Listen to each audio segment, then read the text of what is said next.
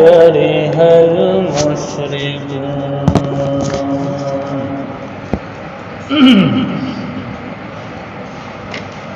د سورہ توبہ 31 نمبر آیات تے 11 نمبر آیات د سورہ توبہ. دے آیات کی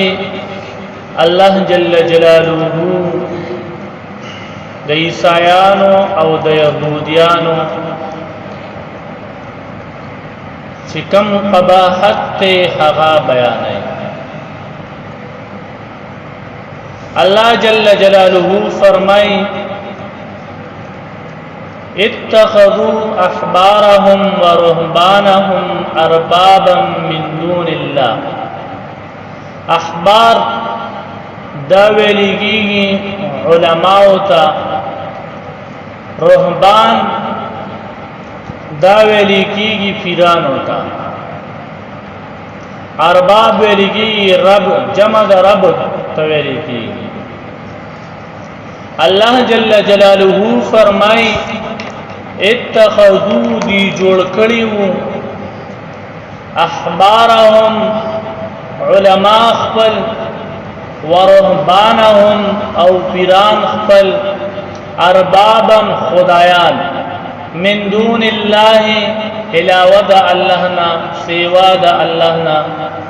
دی چې دین خپل علماء او پیران چې دین دایم خدایان جوړ کړو. څنګه عدی ابن حاتم چې دا د مشهور حاتم طائی سے دوی دی، عدی نومې دی.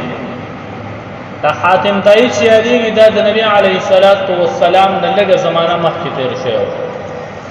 کدی زوی عادی چې دی نه دا نامې ده دا شونو دا عیسایو. کله چې نبی علیه الصلاۃ والسلام دین دی ته پته ولګیدا نو دې د خپل ملک نه چې دی نه دا و تختیدو لړو.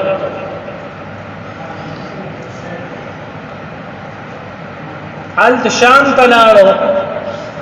نو د دوی چې کومه قبیله وا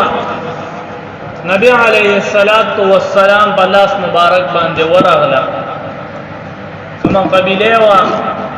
هغه کې د خورم او نورم څخلقو. نبی علیه الصلاۃ والسلام فرمایل چې دا خو د خاتم طائی سے لور ده او دا هغه څخه چې دا هغه په غوندو عربو کې چې دا مشهور ده. نو دا هغه په برکت سره تا چې دینه دا آزادون هغه آزاد کړو نورم صدر مدا چې دینه دای دا هغه او کولر اخلاص شنه دا سید ضرور خواله لاړه شام ته. دا حدیث خواله لاړه حدیث ته چې پته ولګي د خور ورته وی چې وروره اسلام راوړو. اسلام کې ډېر زیات خیرګوري دي. هغه سید نبی علیه الصلاۃ والسلام خواله را نبی علیہ الصلوۃ والسلام تو فرمائے چې عیسایانو او يهود خپل علما چې دي خپل راهبان چې دي نه دای خدایان جوړ کړي. او ورته وی څنګه ویغه داسې چې الله جل جلاله یو سیس په عیسایانو باندې حلال کړو نو علماو په هغه سیس چې دین حرام کړی دي عیسایانو چې ودا حرام. حالانکه الله جل جلاله فرمایي چې دا سیس حلال دی. دا الله په مقابله کې دوی د خپل علماو چې دین داوي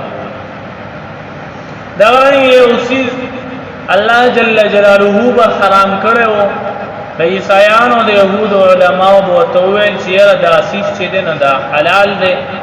نه الله حرام کړی دی او تاسو علماو ته حلال دی. نه په دې طریقې سره تاسو خپل علما او راهبان چې دي دا تاسو خدایان باندې ولې دي او ته چې بشک زمون په علماو کې خدا خبره وا. نبی دې نه پس عادي چې دې نه هغه ایمان راوړي. نبی علیه الصلاۃ والسلام په باندې بیعت وکړي هغه چې دې ایمان راوړي. الله فرمایي اتخذوا احبارهم ورهبانهم. دې مطلب دا دی چې الله جل جلاله کوم سيزونه حلال کړیو ناغه بر دي علماو حرامول او چې الله جل جلاله کم سیزونه حرام کړیونه بل دي علماء حلال غني ارباب من دون الله نخپل علماء او راهبان دای خدایان غني دي سوا د الله جل جلاله نه والمسيح ابن مريم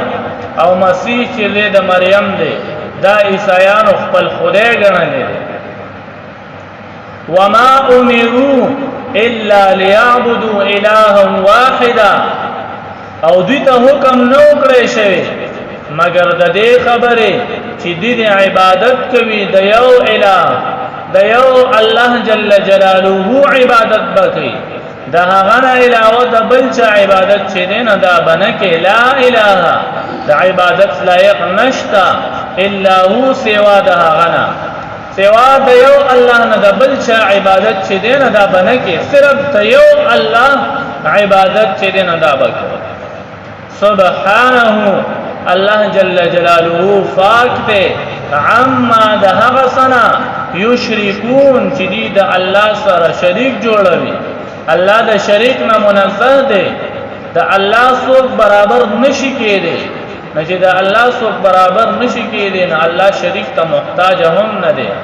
الله شریک ته محتاج نه دی نه چې محتاج نه دی نه الله منزه دی د شریک نه سبحانه الله جل جلاله پاک ته عما د هغه سنا یشرکون چې دی شریک جوړوي یریدون دی قصد کوي ايطفئوا نور الله دا چې د الله جل جلاله هغه نور دا ملکی بافواههم تخپل خلو سره کفار مکه دارنګ يهود دارنګ عیسایان دوی بدا قصد کو چې د الله جل جلاله دا نور یعنی نور نه مراد دلته اسلام دی چې د الله جل جلاله دا نور چې دی نه دادی ختم کی الله دې تشبیه ورکړي د یو رڼا سره ته مثال ودا سه دی چې یو سړی د نور رڼا چې دی نه دا په خله پلاړو باندې ختمي نو څنګه چې د نور رڼا د خله پلاړو نه ختميږي د خله په بوکو باندې نه ختميږي څنګه چې د سپوږمۍ رڼا د خلی په بوکو بلاړو باندې نه ختمي نه دا رنګ د دینوم مثال دی دا دین هم یو رڼا ده د الله د طرفه دا اسلام هم یو رڼا ده د الله د طرفه دا هم د دې په خلو سره چې دین دا نه ختمي ويقبل الله الله جل جلاله نقبلي الا مگر ايتم نوره دا چې الله جل جلاله خپل رڼا دا فرکړي الله جل جلاله خپل رڼا ودا فرکړي ولو کرے الکافرون اگر چې کافران هغه نه خوښ غني هو الذي الله خپل صفات بیانای الله دا هغه ذات دی ارسل رسوله بالهدى چې دې را لګلې دې خپل رسول لرا بالهدى په هدایت سره ودین الحق او په حق دین سره نبی علیہ الصلوۃ والسلام هادی دے اللہ جل جلالہ په ہدایت سره را لګلې دي کہ نبی علیہ الصلوۃ والسلام خلق ته د هدایت لار چې نه داو خای ودین الحق او په حق دین سره چې هغه اسلام دی الله جل جلاله را لګلې دي لیظهره لیرا فارا چې دا دین غالب شي علی الدین کله په تمام دینونو باندې مفسرین لیکي چې غلبا دا په دوه قسمه باندې ده یو غلبا چې دنو دا په اعتبار د دلایل سره ده چې په اعتبار د دلیل سره اسلام چې دنو دا په تمام دینونو باندې دا غالب دی د اسلام د پاره چې دلایل کم دلایل دي هغه ټول نه مضبوط دلایل دي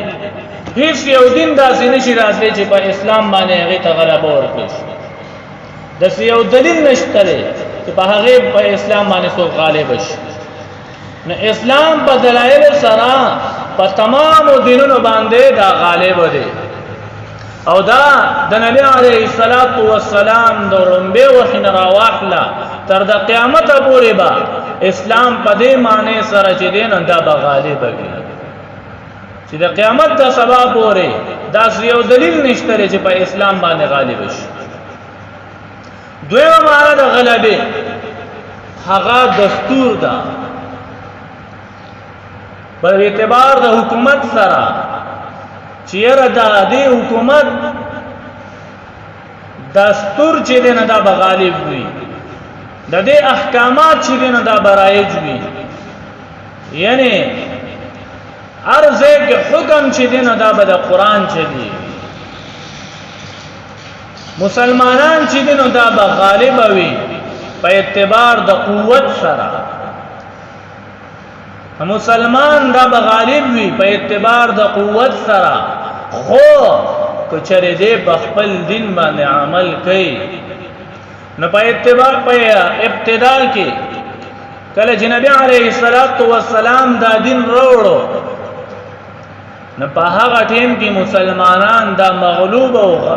کفر يهوديت عیسایت چې دا غالب وو، لیکن الله جل جلاله فرمایي چې دا دین به غالبيږي، دې دین ته الله غلبه ورکوي. بیا رو تر دې پورې چې د يهودو نه خیبر دا واغستې شو، تر دې پورې مکه مکرمه چې دنه دا فتح شو، یمن چې دنه دا فتح شو، دا د نبی عليه الصلاة والسلام په وخت کې دا ملکونه چې دنه دا فتح شوي. بیا د عمر فاروق رضی الله عنه په دور کې چې د نبی عليه الصلاة والسلام په دور کې دو کفر چې دنه دا ټول نه غالب وو، یو کیسرا او یو قیصر. کیسرا چې دنه دا د ایران بادشاہ هغه په تمام بادشاہانو باندې غالب وو، او بل خو د روم بادشاہ چې قیصر دی نه دا په تمام بادشاہانو باندې چې دنه دا غالب وو. نو د عمر رضی الله عنه په دور کې قیصر چې دنه دا فتح شوی دی چې روم بادشاہ دی. نو روم د عمر رضی الله عنه په دور کې دا بیا فتح شو او په روم باندې اسلام چې دنه دا غالب شو. دا غرانګي د عثمان غنی رضی الله عنه په دور کې په ایران باندې د اسلام غلبه چې دنه دا راغله. اوس د ټیم کې اسلام خلک وې ډېر بخت روان دي، ډېر مغلوب شو. اسلام د مغلوبه کېدلو وجه صدا مسلمانان مغلوب ولې دي؟ نو دنن تقریبا 120 سال مخکې چې کوم د دیوبند بانی شیخ الهند هغه چې کله د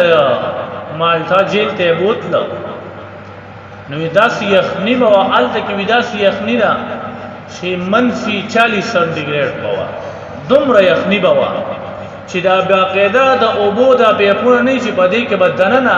دا اوبو چې نه دا بواوره کېدلې، دومره سخت یخنی دې ته بوتلې.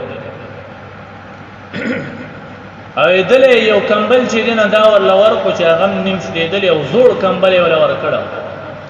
نو دا باغزان ته نیم لاندې چې وزن بدن د پاسه اچو. سلو کاله دغه جیل کې سخت چې دینه دا برداشت کړي. سلو کاله پد چې ډیر آزاد شو، سو وخت ژوند دیو سورزي بیا وفات شوی. دی وای چې ما په جیل کې ډیر زیات سوچ وکړو په هغه ټیم کې چې دا مسلمان مغلوب دی، نو د مسلمان د مغلوبه کېدلو اصل وجه سوا چې مسلمان دا ولې مغلوب دی. نه هغه وایي چې زه په دې نتیجه باندې ورسېدم چې مسلمان مغلوب ځکه دی چې یو مسلمان په خپل قرآن باندې پوهېږي نه، مسلمان په خپل قرآن باندې نه پوهېږي، او دویم دا چې د قرآن درسونه چې دی نه دا نه کېږي. نو دا دوه خبرې دي چې یو د قرآن درس نه کېږي، مسلمان په قرآن پوهېږي نه، او دویم دا چې مسلمانانو کې خپل مینس کې انتشار دی، اختلافات دي. نو کله پورې چې دا دوه خبرې وي نو مسلمانان دی د غالبه کېدو تمه نه لري. نن سبا د دې زمانه شیخ الهند هند شیخ هغه دا خبره کوي چې شیخ الهند ویزه د هغه د سپو د سپلې د هغه میخ برابر هم وینې ما ولیکن ویزه د یو خبره کومه چې دا مسلمانان نن داسې حد ته رسیدلي دي وی دی په دې باندې خوشحالي چې مسلمانان ورستوره سیواږي وی زه په دې خبره باندې جاړم چې نن سبا مسلمان سکه وی د ورځې شپږ لږ مسلمانان چې دي نو دا مرتد کیږي وی زه په دې خبره باندې جاړم مال افسوس راځي چې زما مسلمان نور په قران باندې نه پوهیږي وی مال افسوس راځي چې دته یو خط راشي یره دته یو